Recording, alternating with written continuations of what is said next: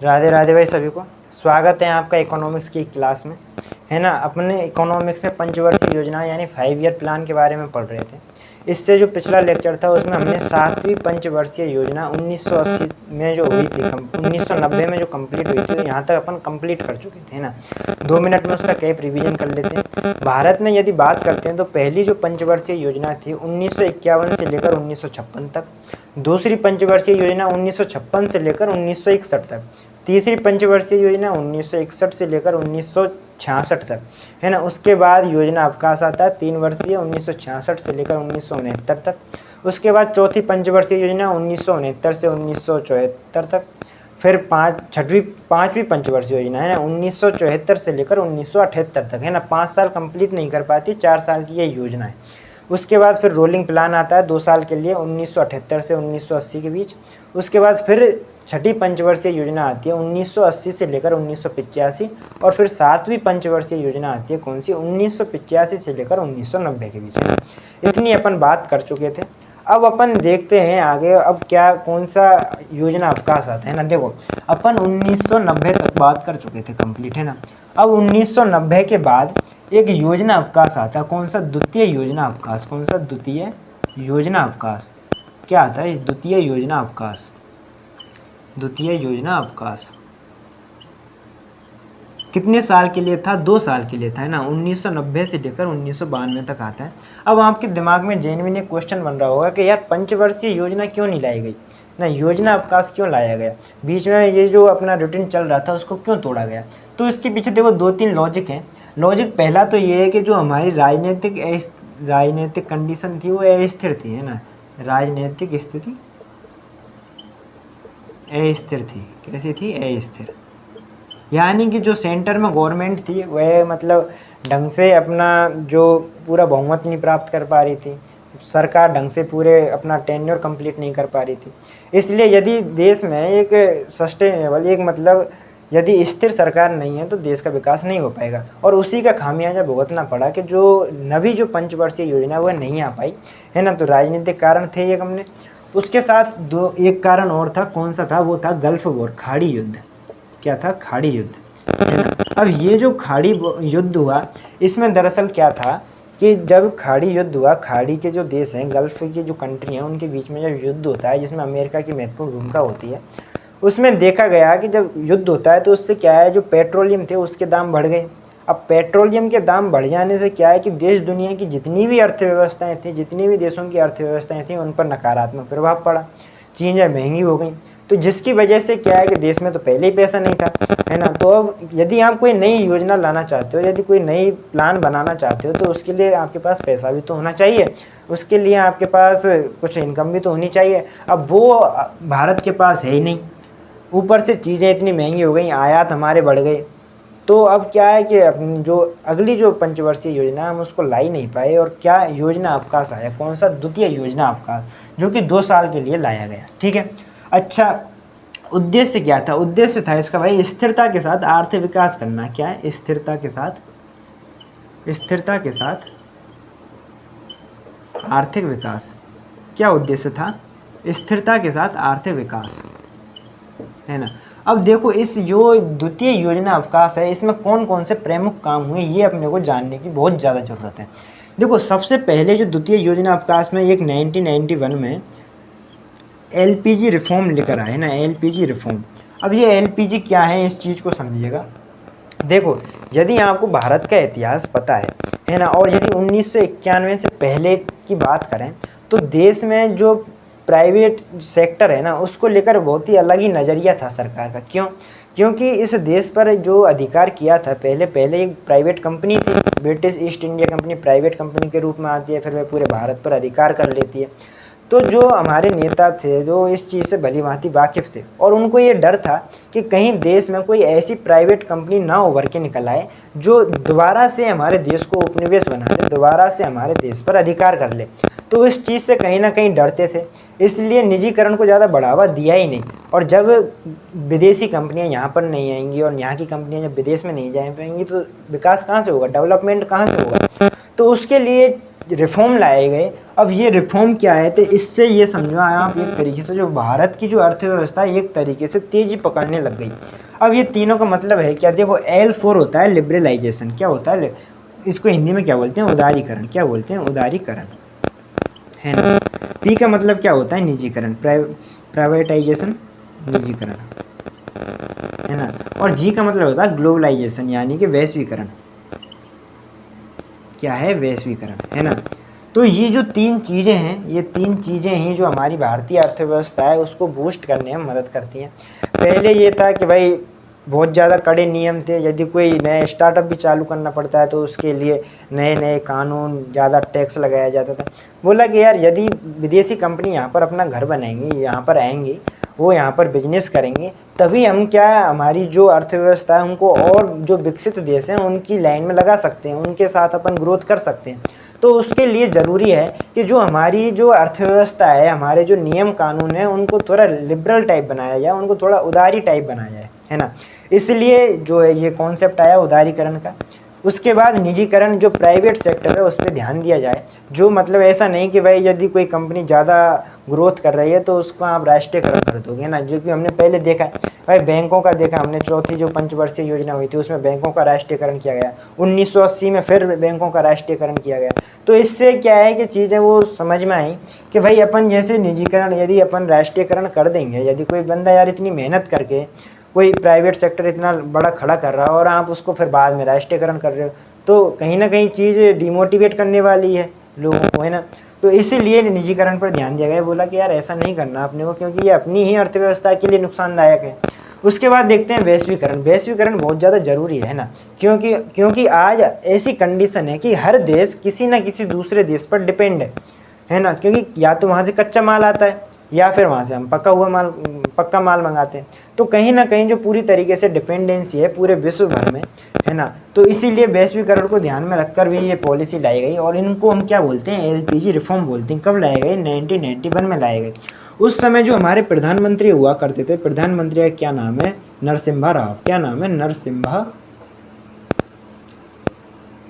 नरसिम्हा राव, है ना। और उस समय जो वित्त मंत्री हुआ करते थे, फाइनेंस मिनिस्टर हुआ करते थे, मनमोहन सिंह, क्या नाम है, मनमोहन सिंह, है ना। तो ये बड़े अर्थशास्त्री थे और उन्हीं की ये समझो एक तरीके से उपज थी। ये जो LPG रिफॉर्म है, इनको एक और नाम दिया जाता है, क्या दिया जाता है, राव मोहन मॉडल। क्या नाम दिया जाता है, राव मोहन मॉडल, है ना। तो ये नाम कहाँ से आया, यहीं से आया, राम मोहन मॉडल, है ना। इस नाम से भी ये जो LPG रिफॉर्म है उनको जाना जाता है ना। आप इसको नोट डाउन कर सकते हो अच्छे तरीके से। देखो इसके अलावा और क्या काम होते हैं ना, एक तो LPG रिफॉर्म आ गई भाई, ठीक है। LPG मतलब कि जो प्राइवेट सेक्टर है और जो उदारीकरण है, ये सारी चीज़ें चली। इसके अलावा और क्या काम किए गए हैं ना, उन पे भी थोड़ा फोकस करेंगे अपन। तो देखो समझने वाली और क्या बात है इसमें एक काम और हुआ, क्या हुआ कि जो मुद्रा का अवमूल्यन है ना, उसको भी किया गया। मुद्रा का अवमूल्यन अब क्या सिस्टम होता है ये भी समझिएगा। 1991 में क्या किया गया, मुद्रा का अवमूल्यन किया गया, अब इस चीज़ का देखो कॉन्सेप्ट क्या है, मुद्रा का अवमूल्यन यानी कि जो हमारी करेंसी है उसकी वैल्यू गिरा दी गई किसकी, डॉलर की तुलना में। अब इस चीज़ का इम्पैक्ट क्या पड़ता है, ये चीज़ को समझने। देखो जैसे कि आज अपन बात करते हैं कि भाई $1 मान लीजिए, है ना, राउंड फिगर 80 रुपये है।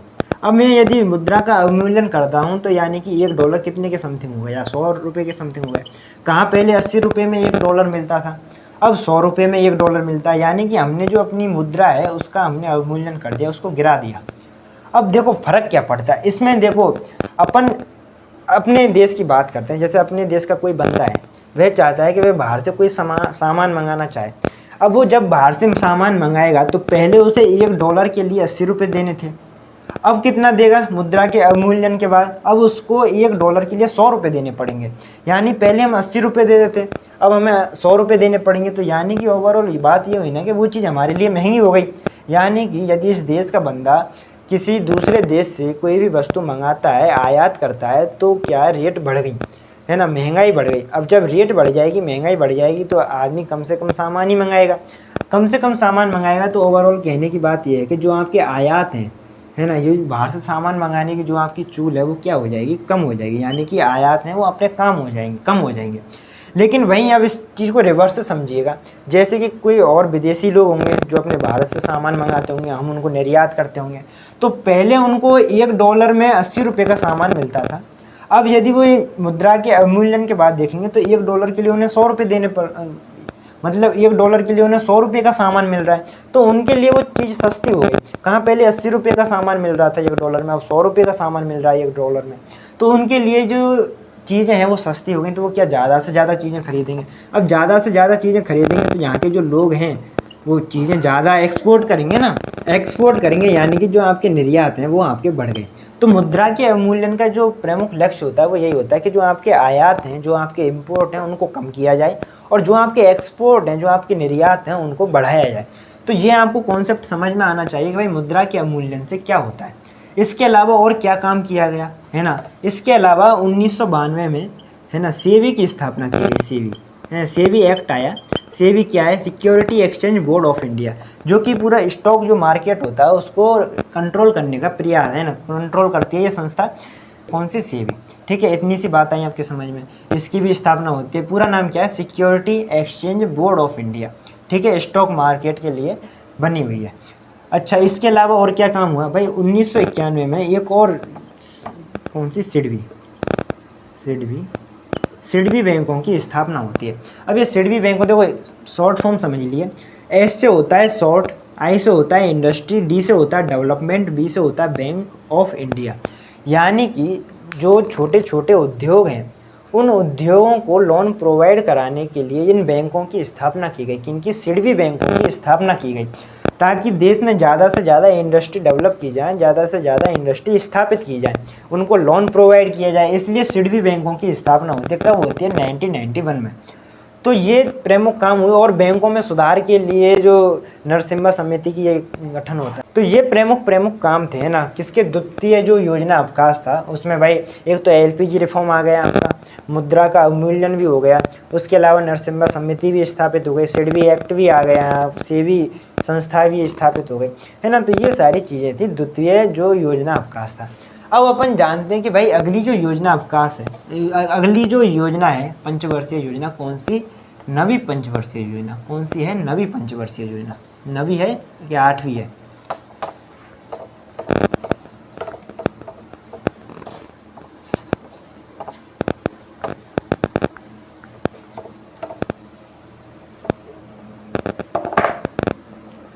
कौन सी है आपकी अगली? 8वीं पंचवर्षीय योजना। कौन सी है? 8वीं पंचवर्षीय योजना, है ना। देखो 8वीं पंचवर्षीय योजना 5 ईयर प्लान। 8वीं पंचवर्षीय योजना कब तक चलती है? ये आपकी 1992 से लेकर 1997 तक चलती है ना। ये चीज़ अपने को ध्यान रखनी है। अच्छा, मॉडल कौन सा था, है ना? किसने ये मॉडल दिया था इस योजना का? इस योजना का जो मॉडल था उसका नाम है आपके, उसका जॉन डब्ल्यू मिलर मॉडल, है ना। इन्होंने इस योजना अवकाश का उन्होंने इस पंचवर्षीय योजना का मॉडल दिया था। अच्छा, उद्देश्य क्या था? पर्पज क्या था, है ना। इस पर्पज क्या था इस योजना का? इसका मानव संसाधन को लेकर, है ना, मानव संसाधन। अब मानव संसाधन का क्या मतलब होता है ये चीज़ समझिएगा। देखो मतलब कि मानव को एज एक संसाधन के रूप में उपयोग में लेना, क्योंकि हमारी इतनी बड़ी जनसंख्या है, उसे यदि जनसंख्या का यदि अपन उपयोग लें तो अपन कितनी तेज़ी से ग्रोथ कर सकते हैं, है ना। तो उस चीज़ को अपन ध्यान में रख करके मानव संसाधन का जो इसका पर्पज बनाया गया। अच्छा, इसके अलावा देखो एक काम और हुआ। क्या हुआ? 1995 में एक WTO की स्थापना होती है, वर्ल्ड ट्रेड ऑर्गेनाइजेशन की स्थापना होती है, और भारत तुरंत इसकी सदस्यता ले लेता है ना। तो और ये कौन सी है? 8वीं पंचवर्षीय योजना ही चल रही है। अब देखो WTO का क्या महत्व हुआ, ये चीज़ समझने के आपको कॉन्सेप्ट क्लियर होने चाहिए ना, कि भाई यदि जो हमारा देश है यदि WTO का सदस्य बन जाता है तो उसके क्या मायने हैं ना, ये चीज़ आपको समझने के। देखो WTO एक ऐसी संस्था है, 1995 में इसकी स्थापना होती है। एक ऐसी संस्था है जो विश्व भर में जितना भी व्यापार हो रहा है उसको कंट्रोल करने का प्रयास करती है। कौन? WTO, है ना। उनकी रेटों का फिर देखती है भाई कोई ज़्यादा सब्सिडी तो ना दे रहा किसानों को, कोई कुछ और काम तो नहीं कर रहा, तो इसलिए WTO इस की स्थापना होती है। लेकिन देखो आज जैसे मान लेते हैं कि WTO किस तरीके से अपनी भूमिका निभाती है। जैसे कि मान लेते हैं आज सरकार, हमारी जो भारत की सरकार है, वो कहे कि भाई किसानों को सब्सिडी दी जाती है, ठीक है। अब किसानों को जो सब्सिडी दी जाएगी, अब फॉर एग्जांपल आप एक एग्जांपल से समझिए, मान लीजिए कि कोई भी किसान है, अब वो किसान 1000 रुपये की कॉस्ट में अपना गेहूँ उत्पादन कर रहा है, उसके 1000 रुपये लग रहे हैं ना कॉस्ट में, लागत में। अब किसान ने क्या किया कि भाई ठीक है, इसको 500 रुपये सब्सिडी दे देते हैं। 500 रुपये सब्सिडी दे दी थी, यानी कि उसकी जो कॉस्ट हो गई कितनी हो गई, 500 रुपये हो गई किसान की। अब जब 500 रुपये कॉस्ट हो गई, अब ये किसान क्या सोचेगा, यार मेरे 500 रुपये लगे, तो यदि मैं इसको 700 में या 800 में या 900 में जितने में बेच दूँगा तो मेरे लिए फ़ायदा ही है। तो उस चीज़ को देखें तो अपन क्या हुआ कि जो गेहूं की जो रेट है ना, जो भी उसने उत्पादन किया उसकी रेट गिर गई। कहाँ पहले उसकी 1000 रुपये कॉस्ट थी उसकी, तो लगभग 1200-1300 के समथिंग में मान रहा होगा, अज्यूमिंग कर रहा होगा कि यार इतनी में तो बिकनी चाहिए। अब उसको सब्सिडी मिल गई तो उसने क्या, रेट भी गिर गई, जो गेहूँ है वो सस्ते में मिलने लग गया। अब जब गेहूँ सस्ते में मिलने लग जाएगा तो आप उस गेहूँ को सस्ते में बेचोगे भी, है ना। विदेशों में जो एक्सपोर्ट, जो कंट्री इंपोर्ट करती हैं गेहूं को, उनको आप सस्ते में बेचोगे। अब देश दुनिया तो क्या सोचे, यार जहाँ सस्ता माल मिलेगा वहीं जाएंगे लोग, तो ज़्यादा से ज़्यादा आपका जो माल है वो अलग अलग कंट्रियों में ज़्यादा से ज़्यादा जाएगा, आप एक्सपोर्ट ज़्यादा करोगे। अब जब आप एक्सपोर्ट ज़्यादा करोगे, कम दामों में करोगे, तो ज़्यादा से ज़्यादा लोग खरीदार भी होंगे। तो जो बाकियों की दुकान चल रही है, बाकी देश जो गेहूँ बेच के या फसलों को बेच कर अपना जो मुनाफा कमाते हैं, जैसे कि अपन गेहूँ का एग्जाम्पल लेते हैं ना, जैसे भारत ने भाई गेहूँ सस्ते कीमतों पर विदेश में फैला दिए, विदेश में बेचना स्टार्ट कर दिया कम कीमतों पर। तो ये यूक्रेन वाले हैं, रसिया वाले हैं, वो इस चीज़ पर ऑब्जेक्शन उठाते हैं कि यार तुम ऐसा नहीं कर सकते, क्योंकि उनकी यदि तुम रेट गिरा दोगे तो उनका जो व्यापार है वो पूरी तरीके से ठप हो गया, वो व्यापार कर ही नहीं पा रहे, उनका तो क्या फ़ायदा हो ही नहीं रहा। तो इस चीज़ को ध्यान में रख करके यार ऐसे मतलब अंतर्राष्ट्रीय स्तर पर जो पूरी ट्रेड की जो व्यवस्था है वो कहीं बिगड़ ना जाए, इसलिए WTO की स्थापना होती है। और ये 8वीं पंचवर्षीय योजना का मतलब इसमें जब इसमें पार्टिसिपेट किया तो ये प्रमुख काम था। एक चीज़ और आपको ध्यान रखनी है कि जितनी भी अपनी जो पंचवर्षीय योजनाएं हैं उनमें सबसे ज़्यादा यदि सफल कोई पंचवर्षीय योजना रही है तो वो कौन सी, 8वीं पंचवर्षीय योजना रही है। कौन सी 8वीं पंचवर्षीय योजना रही है, ठीक है। इतनी सी बात आपके समझ में आनी चाहिए। और अब हम जानते हैं कि भाई 9वीं पंचवर्षीय योजना, इसके बाद कौन सी पंचवर्षीय योजना आती है, 9वीं पंचवर्षीय योजना। कौन सी योजना आती है, 9वीं पंचवर्षीय योजना, 9वीं पंचवर्षीय 5 ईयर प्लान।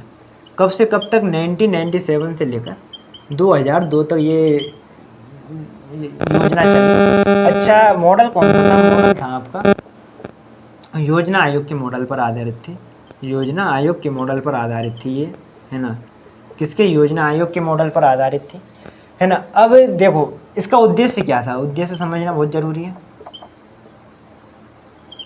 इसका उद्देश्य था कि स्थिरता के साथ आर्थिक विकास। क्या था, स्थिरता के साथ आर्थिक विकास, स्थिरता के साथ आर्थिक विकास, इकोनॉमिक डेवलपमेंट, है ना। अब स्थिरता के साथ आर्थिक, उस समय ऐसा क्या था भाई, स्थिरता नहीं थी, स्थिरता थी नहीं उस समय। कैसे नहीं थी, राजनीतिक स्थिरता नहीं थी, है ना। पहले अटल बिहारी वाजपेयी जी PM बनते हैं, फिर एक वोट के कारण उनकी सरकार गिर जाती है, फिर दोबारा से नया PM बनता है कोई, फिर दोबारा से चुनाव होते हैं, फिर अटल बिहारी वाजपेयी जी दोबारा बहुमत से सरकार बनाते हैं। इस तरीके से मतलब पूरी तरीके से कोलैप्स चल रहा था सेंटर में मामला गवर्नमेंट बनाने को लेकर। तो उस चीज़ को ये ध्यान में रख करके बोला कि 9वीं जो पंचवर्षीय योजना है इसमें स्थिरता के साथ अपने को इकोनॉमिक डेवलपमेंट करना है, आर्थिक विकास करना है। इसके लिए देखो इस योजना में क्या काम हुए वो चीज़ जानना ज़्यादा जरूरी है ना। देखो पहले ना जो प्राइमरी एजुकेशन है, जो प्राथमिक शिक्षा